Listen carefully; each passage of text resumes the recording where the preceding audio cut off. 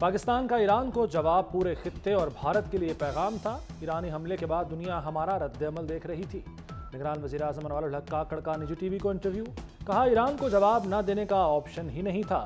پاکستان کے اقدام کو پوری قوم نے سپورٹ کیا۔ کریڈٹ پاک فوج کی قیادت کو جاتا ہے۔ ایران کے اقدام کی منطق سمجھ نہیں آئی۔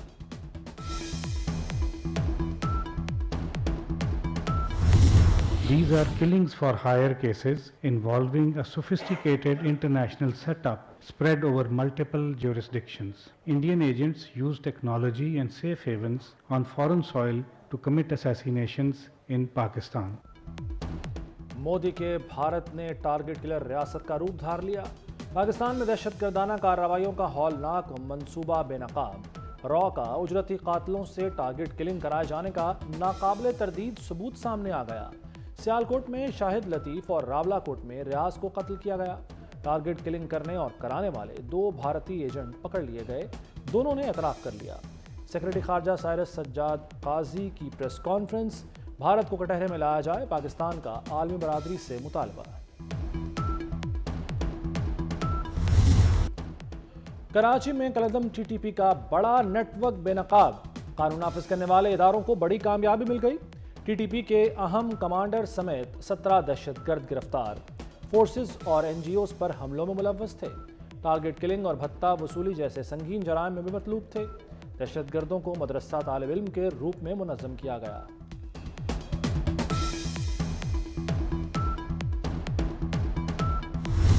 نواز شریف کے دور میں 2013 سے لے کے 18 تک نہ اسلام آباد میں نہ پنجاب میں کوئی سیاسی قیدی نہیں تھا۔ جو ذاتی جیلیں ہیں ان کے خاتمے کا بھی وہ اعلان کریں۔ بچوں اور بچیوں کو اور خواتین کو لے کے ان کے ساتھ ظلم اور تشدد ہوتا ہے، تھانے دار چپ ہوتا ہے، اے سی خاموش ہوتا ہے۔ میاں نواز شریف کو تیسری مرتبہ کامیاب کرایا تو فوراً سازش شروع ہو گئی۔ ہمارے دور میں کوئی سیاسی قیدی نہیں تھا۔ سیاسی قیدی آزاد کرنے والے ذاتی جیلیں بھی خالی کریں۔ نجی جیلوں میں بچوں اور خواتین پر ظلم ہوتا ہے۔ مظالم پر تھانے دار اور اسسٹنٹ کمشنر خاموش رہتا ہے۔ منڈی بہاؤدین کے جلسے میں شہباز شریف کا نام لیے بغیر بلاول پر طنز، کہا نواز شریف تیسری بار وزیر اعظم بنے تو سازش شروع ہو گئی۔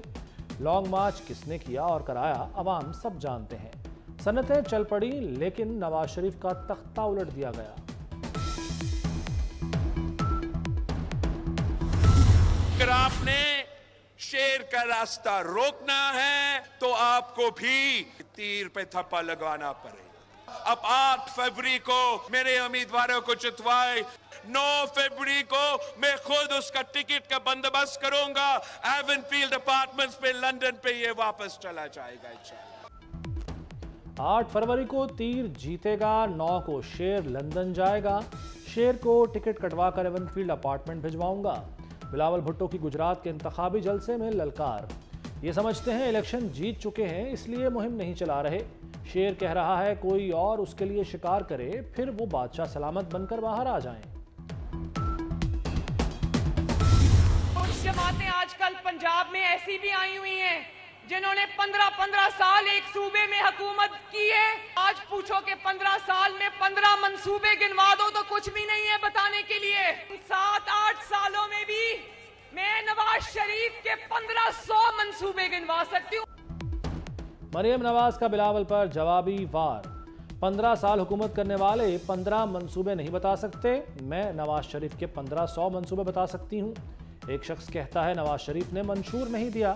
نواز شریف نے منشور دیا تو اس پر عمل بھی کیا۔ اورنج لائن نواز شریف کا منشور ہے، جہاں مینڈیٹ نہیں ملا وہاں بھی خدمت کے نشان ہیں۔ ہماری طاقت کو نہ للکارا جائے، ہم حرکت میں آ گئے تو کوئی کرسی نہیں بچا سکے گا۔ ہماری طاقت اس فتنے سے پوچھو جو ختم ہو چکا۔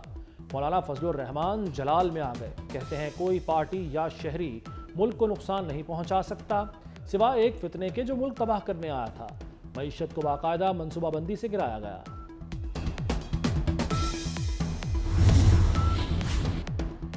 8 فروری کو عوام نئی سوچ کا انتخاب کریں گے۔ نئی سوچ انتقام کی سیاست سے پاک ہوگی۔ کاش ہماری سیاست میں بھی سپورٹس مین اسپرٹ ہوتی۔ آصفہ بھٹو نے کراچی میں کرکٹ کی سندھ پریمیئر لیگ کا افتتاح کر دیا۔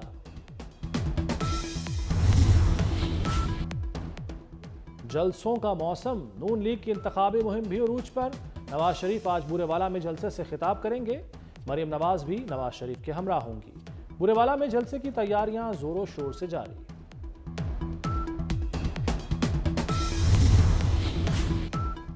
ججوں کے خلاف سوشل میڈیا پروپیگنڈا، JIT نے 500 سے زائد اکاؤنٹس کا فورنزک آڈٹ شروع کر دیا۔ نئے نام سے بنائے گئے یوٹیوب، فیس بک، ایکس اور ٹک ٹاک اکاؤنٹس کے پرانے اکاؤنٹس کی کھوج بھی لگا لی گئی۔ فورنزک آڈٹ میں اہم شخصیات کے سوشل میڈیا اکاؤنٹس بھی شامل، ڈیلیٹ شدہ ڈیٹا بھی ریکور کر لیا گیا۔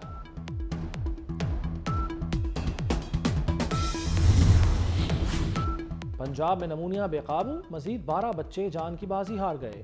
اموات کی تعداد 220 ہو گئی۔ 24 گھنٹے میں 1077 نئے کیس رپورٹ۔ رواں سال کے دوران نمونیا میں مبتلا بچوں کی تعداد 11,500 تک پہنچ گئی۔ لاہور میں 251 بچے بیمار ہوئے، ایک ہلاکت کی تصدیق۔ پنجاب، بلوچستان، KP، کشمیر اور گلگت بلتستان میں بارش کا امکان۔ محکمہ موسمیات نے 28 جنوری تک ابر کرم برسنے کی پیشگوئی کر دی۔ پہاڑوں پر کہیں کہیں ہلکی برف باری بھی ہو سکتی ہے۔ طبی ماہرین کے مطابق خشک سردی سے مختلف بیماریوں کا پھیلاؤ تیز ہو رہا ہے۔ بارشوں کا سلسلہ وبائی امراض میں کمی کا باعث ہوگا۔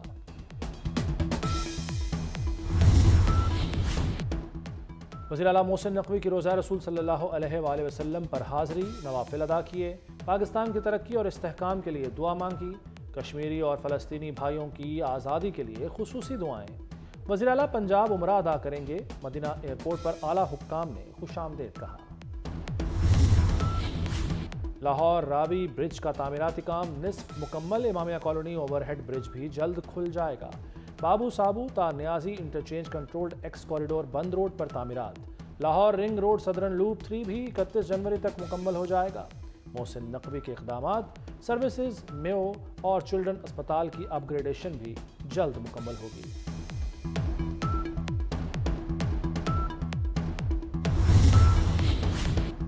واگا بارڈر کے پریڈ گراؤنڈ کی توسیع کا منصوبہ، ڈیزائن میں تبدیلی کے بعد لاگت میں 60 کروڑ اضافہ۔ لاگت 2.5 ارب سے بڑھ کر 3 ارب 10 کروڑ ہو جائے گی۔ 1 ارب 70 کروڑ سے تعمیراتی کام مکمل ہوں گے۔ داخلی راستوں کے لیے 43 کروڑ رکھے گئے ہیں۔ ویژول اور ساؤنڈ سسٹم کے لیے 32 کروڑ مختص۔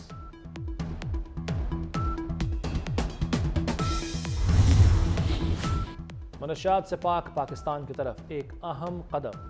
داتا دربار اسپتال کا انتظام اینٹی نارکوٹکس فورس کے سپرد کرنے کا معاہدہ۔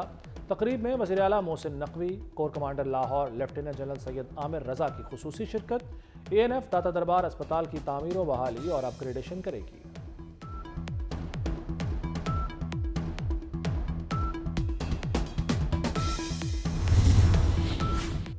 ضلعی اسپتالوں کی سطح پر اعلیٰ طبی تعلیم اور تربیت۔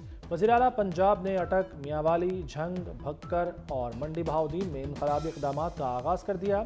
CPSP کونسل کی 4 صوبوں کے وزراء صحت سے ملاقات۔ دوسرے صوبوں میں بھی ضلعی سطح پر طبی تعلیم و تربیت کا سلسلہ جاری کیا جائے گا۔ اجلاس میں شعبہ ایمرجنسی میڈیسن کے اجراء اور توسیع پر بھی غور کیا گیا۔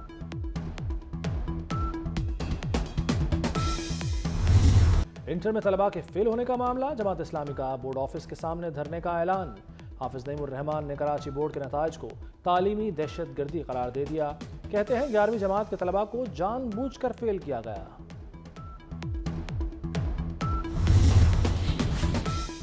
وراٹ کوہلی نے 4تھی بار one day cricketer of the year کا ایوارڈ جیت لیا۔ آسٹریلوی اوپنر عثمان خواجہ نے ICC test cricketer of the year کا ایوارڈ اپنے نام کر لیا۔ آسٹریلیا کے Pat Cummins sir Garfield Sobers cricketer of the year قرار پائے۔